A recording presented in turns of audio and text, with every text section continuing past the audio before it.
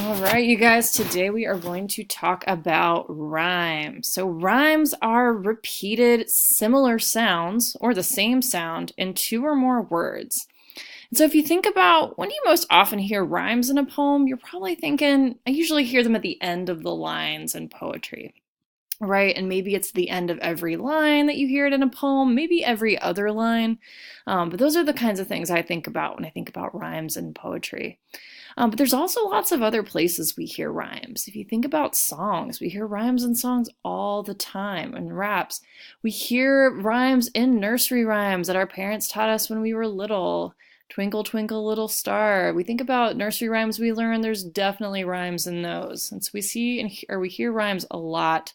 And so why do writers use rhymes? Why do poets use them? Singers, our parents. So rhymes are used for lots of different reasons. So poets rhyme to maybe help make their poem more musical, which kind of flows with language, helps give the poem a form. So again, we think about the way that the writer set up a poem. If you rhyme the last word of every other line, that's given it some structure, right? You know when to expect to hear that rhyme, and things kind of flow together.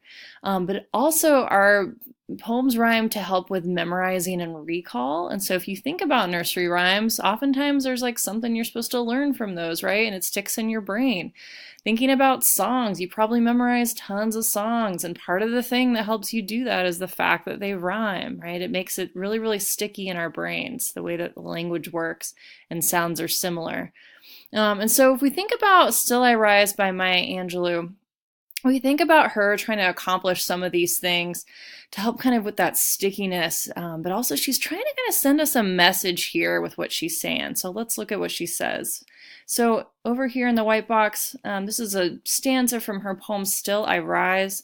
She says, "You may shoot me with your words, you may cut me with your eyes, you may kill me with your hatefulness, but still like air I'll rise." And so we notice that she is rhyming the last word in the second line, which is eyes, with the last word in the last line, which is rise.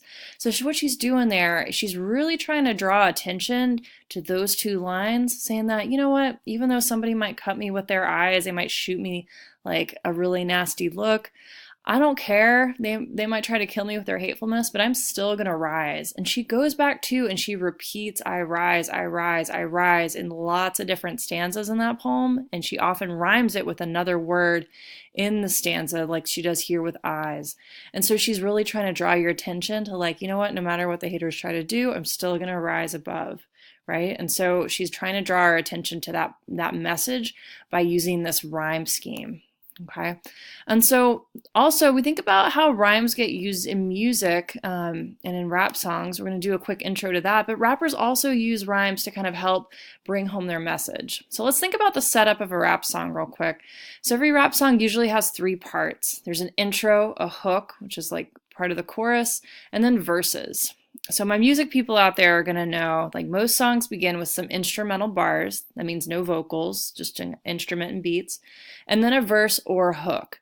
And so usually that beat plays for 4 to 8 bars before the rapper starts in. And then after that intro, most songs have about 2 to 4 verses of 16 to 32 bars each. So those are the opportunities to really work in some raps and kind of play around with like the message, maybe through rhymes, right? And so we think about a verse, it's the largest section of the song that's got the most info in it.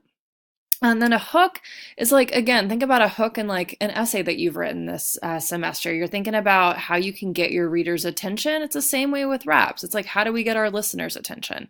So a hook can be rapped or sung. It's at the beginning of the song. And they should be fun to listen to and maybe talk about the main idea of the song, right? And so let's listen to some hooks.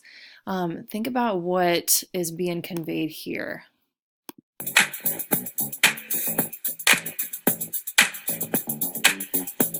said a hip hop, the hip it, to the hip hop, you don't stop the rocker to the bang bang, make it say up jump the boogie to the rhythm of the boogie beat.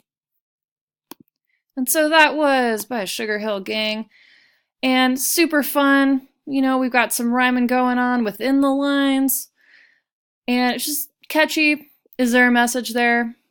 Don't really know, but I just love to dance. It's fun. You know, that might be enough. And so for that particular song, that's a catchy hook. Let's think about one from Jay-Z. Maybe we'll get something else here. New York City, are you ready? Let's go.